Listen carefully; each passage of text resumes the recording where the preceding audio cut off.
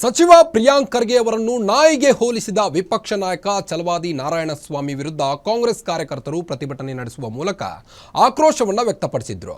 ನಾರಾಯಣಸ್ವಾಮಿ ಅವರು ತಂಗಿದ್ದ ಚಿತ್ತಾಪುರದ ಪ್ರವಾಸಿ ಮಂದಿರಕ್ಕೆ ಮುತ್ತಿಗೆ ಹಾಕಿ ಆಕ್ರೋಶವನ್ನು ವ್ಯಕ್ತಪಡಿಸಿದ ಯುವ ಕಾಂಗ್ರೆಸ್ ಕಾರ್ಯಕರ್ತರು ಕೂಡಲೇ ಕ್ಷಮೆ ಯಾಚಿಸಬೇಕು ಎಂದು ಒತ್ತಾಯಿಸಿದರು.